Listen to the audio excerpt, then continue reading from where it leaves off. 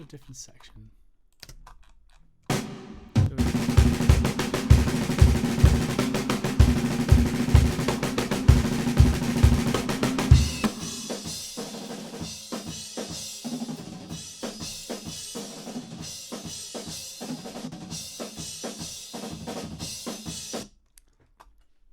Now, one of the things with the session that I'm noticing at the moment is this session was never really intended to be sent out to someone else to look at. So there's a couple of bits and pieces in here that don't really make sense to me. So I got room off, room on. Don't really know what that is, and there's no comments or anything in the session. So the notes. So in Logic, you've got on channel strip components. There's a note section, so you can go view channel strip components, and then you could type in. So it might be that like compressor on, and what I might have is it might be like I might put in like SM57 like 103 or something underneath, so it just means that I know if someone else is coming in that like they might be able to see what's actually, they could actually see what is actually happening on the session. It might be able to be easier to understand. So at the moment, I'm assuming because they're both pan center, it's almost like there's like a parallel of a setting or a compression setting, and that kind of, so look, room off, room on.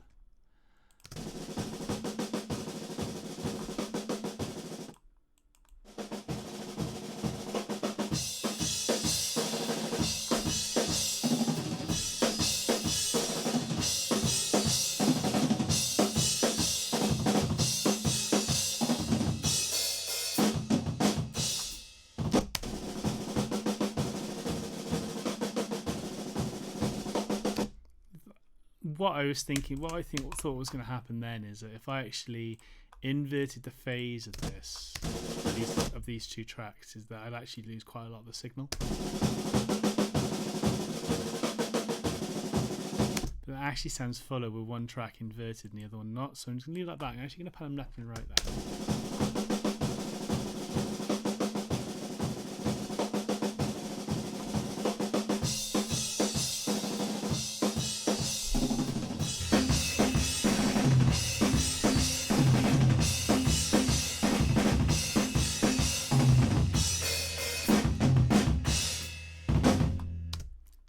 I'm also going to send these two to bus 15, and I'm going to send I'm not sending it from the room aux because of the crotch mic. I don't want to send that to the reverb because it's distorting. I don't want that having an effect on it.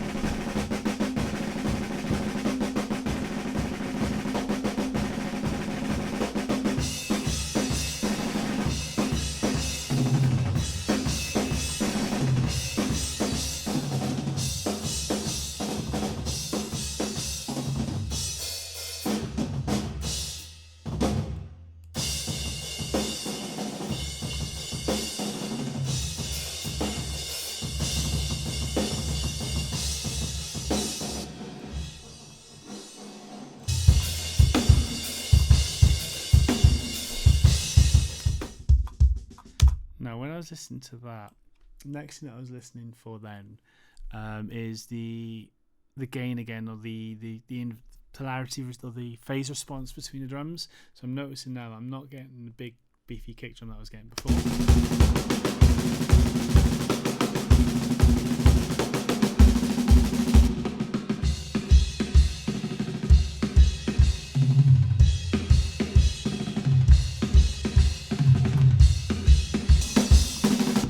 So next thing that I'm going to look at doing is having a look at the balance now between the guitars and the drums.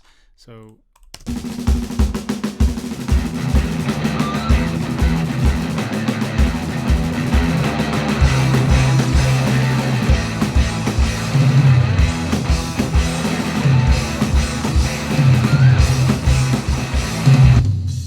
listen to that now. Just listen to these tom sections here. So we've got this tom roll.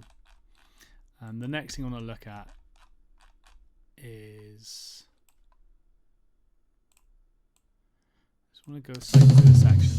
So on their own the drums sound alright, but I'm getting a big, so on their own they sound fine, but obviously in relation to the whole overall track,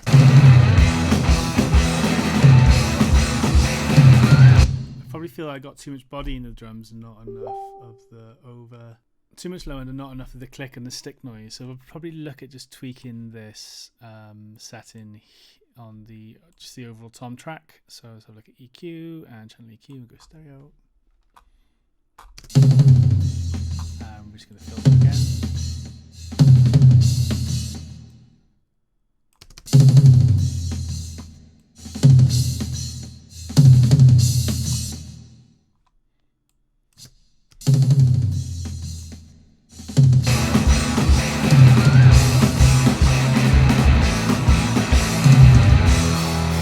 And the other thing I've actually done then as well is I've brought out I've just taken out some of the mid-range of the toms. We don't really need, it's just literally like a scooped bit of the sound, so I just get the stick noise and the fundamentals.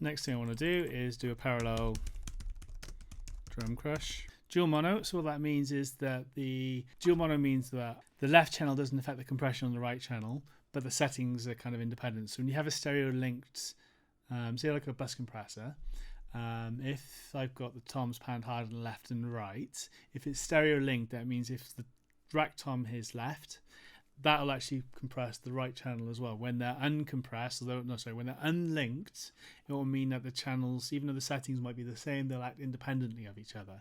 So what I'll tend to do is actually, I'm just going to go vintage FET and take auto gain off, take that off. The ratio is going to go max. Threshold is probably going to go 0 just to begin with. And so look, it's got the graph. Let's bring it down, yeah. I'm going graphs just so I can see where the setting is, and the attack is going to go right off, the release is going to be really slow, and then what I want to see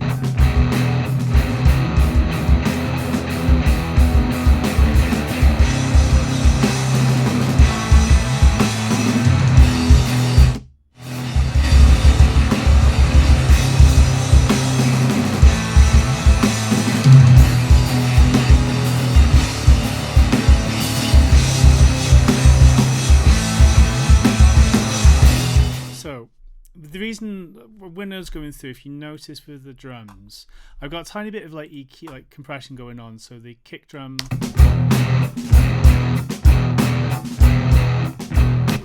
never really going over 5, and that's just on the actual track itself. I could go into in more detail. I could look at going on to like the individual tracks and compressing them. Sometimes I do that. And the same with the snare as well. I just got it's effectively a DBX 160. Again, just kind of going 4 dB kind of compression. There's no compression on the toms. I quite like them just kind of sticking through. I just want the attack to come through on that. And the reason I don't go too mad on the compression, so like other than the distortion on the crotch mic, is acting like a compressor. It's kind of like biasing the signal, and it's obviously just giving like a kind of vibe.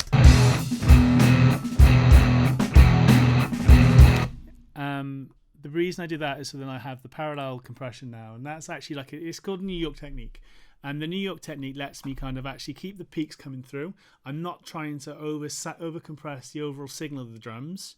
I'm actually smashing the parallel channel, and it just means I raise the overall perceived loudness of the track. The last thing now, looking at this drum tracks, is I've got 3 mics to the kick, 2 mics to the snare, which is great. Rack and floor. I've got overheads and I've got room mics. What I might have liked actually is I wouldn't have minded a hi-hat mic and a ride mic. The reason being is, and I can automate the channels in and out when I need them. So it's almost like what I've done with the floor tom and the rack tom, where because I've stripped silence, I don't have to worry so much about the noise. With the ride and the hi-hat, I wouldn't strip silence, but I'd bring them in and out as and when I needed it. I'm not getting that much separation or like detail about the overheads as I'd probably like.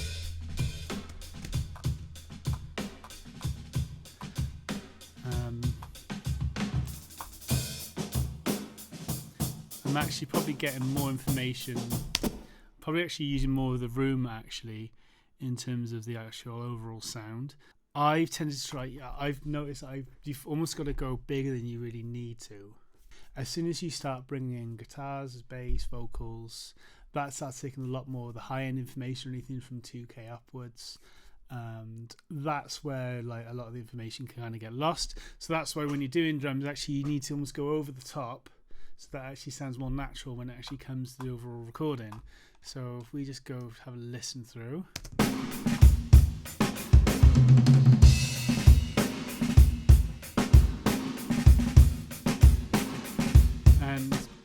Okay, what I'm going to do next is I'm just going to gradually bring in the guitars and just fade them up to a level that I think that is pretty good.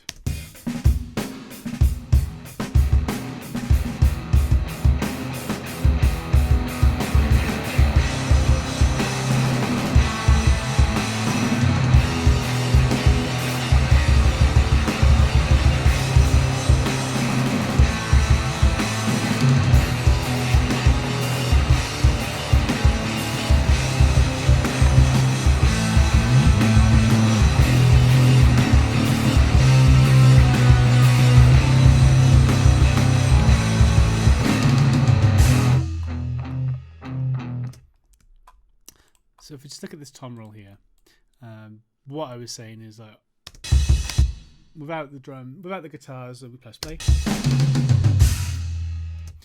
Which seems to be a bit more bombastic. It seems to be a bit bigger than it was originally, and that's with the reverbs as well. Let's just hide the guitars as well.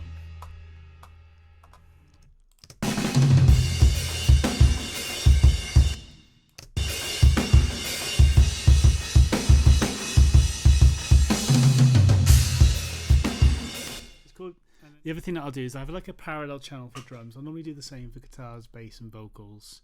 I normally, with my mix template, I've got parallel drums, parallel instruments and parallel vocals. And what this lets me do is just kind of drive the drums a little bit more without affecting the peak transients. So it's almost giving like the weight and the average sound of the drums, kind of lifting the overall sound of the drums without actually affecting the peak and crushing the sound too much. One of the common things that I see with drums is people try to make things louder. So the way of most people think of making sounds louder is compressing it more to kind of push the level up a bit more, whereas you're actually better off over compressing, having like quite a lot of overall compression happening.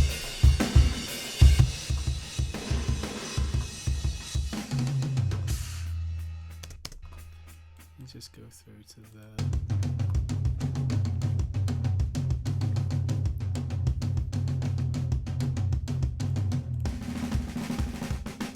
So with this, I've got a ratio of 30:1. It's in dual mono, so it means that the left channel doesn't affect the right channel in terms of the compression. So the toms will kind of be independent of the session. And now, as you can see, it's quite an extreme amount of compression. We're looking at anywhere from 10 to 20 dBs of compression for the track. And what that actually does is kind of squashes the signal. There's no transients, but then it just means that I can actually bring the overall level up and let it sit underneath the drums. So it's let it sit underneath the drums. Let's just hear that now.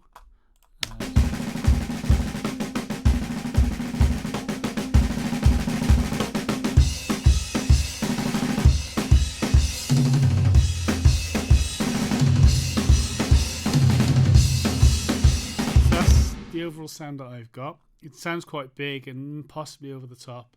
I'd say I wouldn't worry too much about that, because as soon as we bring in the guitar information now,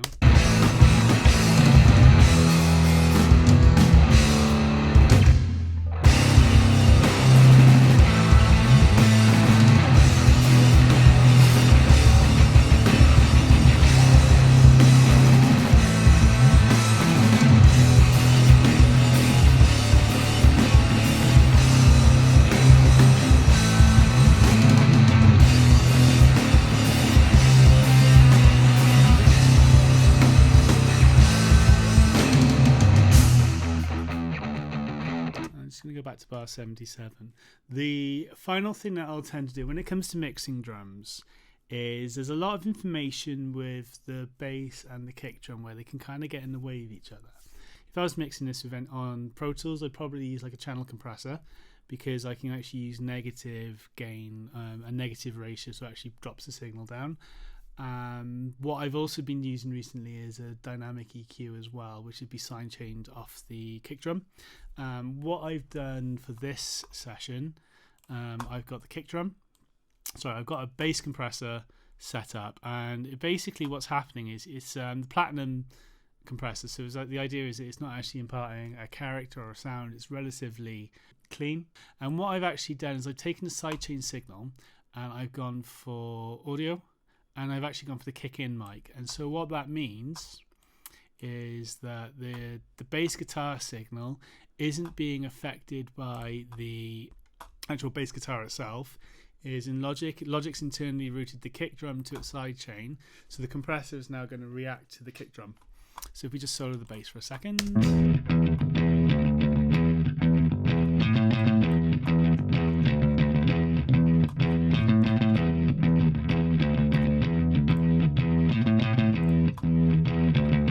So you can see when I'm on graph mode, you can see these little dips, and that's usually where the kick drum's coming in. So if I just solo the kick now,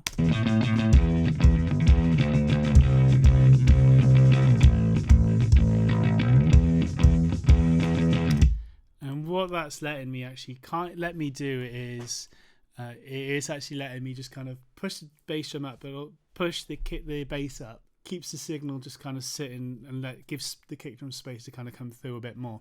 That's really what I'm doing for that.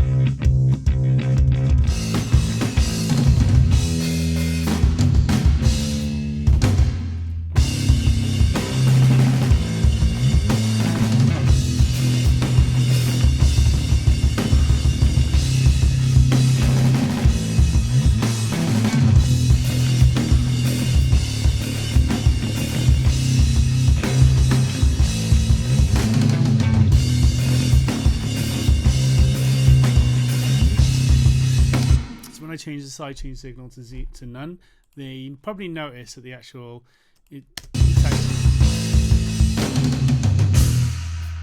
we're still doing a bit of compression, but we're not actually we're not compressing as much or as extremely as much, and it just means that we can actually it's still not quite in the way of the bass, but it's still not quite in the way of the drums or the kick drum. But as I say, I just want to keep it on the kick in. They'd probably go a bit more extreme. Let's go to 5 to 1.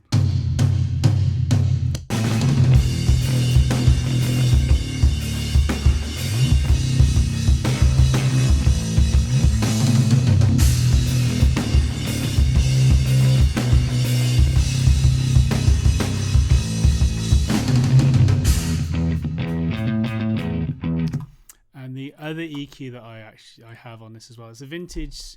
In Logic, it's called a vintage console or vintage tube EQ. Most other people will actually know might know it's a Pultec EQ. There's actually two Pultec units in this plugin. So we've got the EQP1A at the top, then there's a mid-range MEQ5. The Pultec plugins are kind of different. The idea originally, they were originally like very, very transparent EQ for telephone signal operators, to boost low end or high end over like the telephone signal over long distances. And the idea is that you'd either boost the low end or like attenuate the low end. So we've got these three controls here which will actually control the low end. These three sections here will control the mid range, and then that's actually just like a boost to the mid range. And then we've got high attenuation then, so we're kind of just sounds like the high pass filter again on the Logic EQ. So it's a bit like this really, but it's like different controls. So we've got the low pass, high pass, and then there's like one mid band. I really like it on bass guitar, and I'll use it quite a lot when I'm in Rockfield. I think there's 3 in total. So there's 2 in the coach chest and 1 in the quadrangle. I really like them on vocals, and I like them on bass guitar as well. Also really, really good on kick drum. The thing that I really like about the Pultec EQs is they're actually pretty transparent. They're pretty clean. You don't really notice that they're being used, but then as soon as you actually disable them, that's when you actually notice what they're actually doing. So if we just have a listen to the bass guitar again.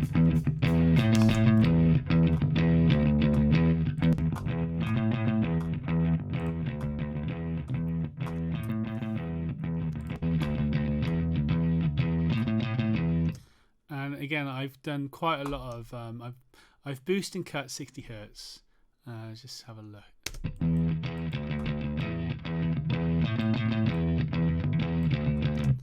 And then I've also got I've gone for 6K on the high band on the top.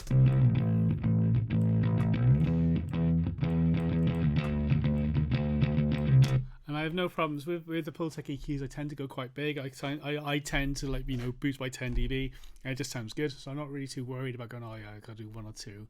You've really got to go quite extreme with the Pultecs, but it sounds really good. And then there's a lot of information for bass over the 10 kilohertz. I'm not really too worried about. So I've got an attenuation here, which is like the low pass filter, and it's basically just cutting anything above 10 hertz. It's kind of sloping off.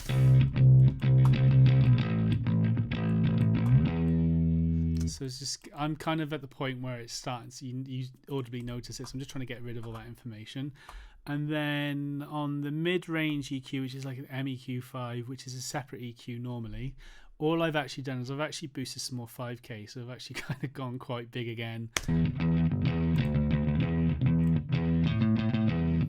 it's just to get the kind of the harmonics through on the bass. You tend to notice with the bass that you do have to go quite extreme with the high frequencies because it's battling in with the range of the guitars.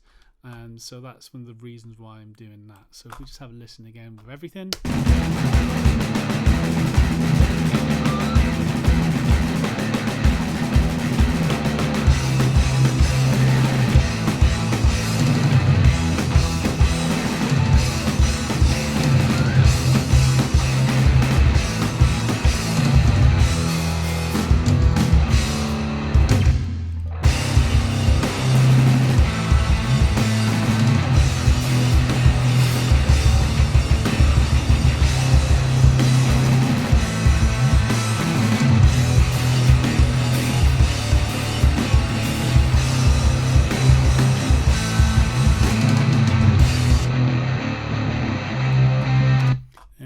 Final thing, I'm not going to go too much into guitars on this song. The guitar's recorded pretty well. What I'll tend to do is I'll normally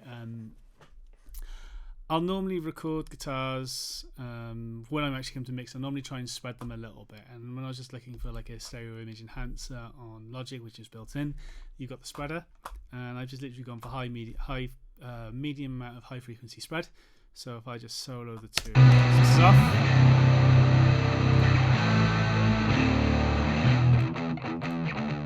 And it's just quite nice when the guitars kind of come in.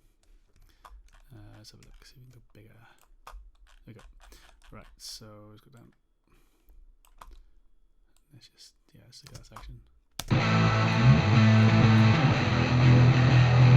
Smaller. A little bit wider.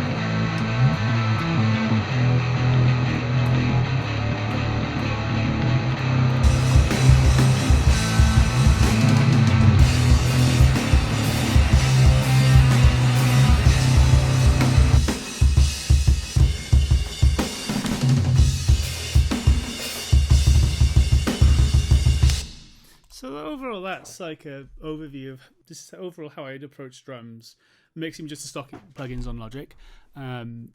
Just listening back to that now, if it came to mix, obviously this isn't finished. What I'd probably look at there's a couple of things that you could look at doing. Is I might look at duplicating the kick channel and the kick in channel and just processing high frequencies just to get the click and the attack cut through a little bit more. I might look at bringing in some triggers. It really depends on the overall balance of the mix and what's happening. And there's also automation, which would have to come in right towards the end once everything's tracked and finished. But this would probably be like a starting point of where I'd be when we were tracking, just trying to get the overall sound, get something that's ready to go and finished, that I could work with then for the rest of the session. So that, say, like using just using mouse and clicking around. It's taken a bit more time, obviously explaining things as well as I've gone along can make things a bit more tricky as well. So if we just have a listen through again, and it's just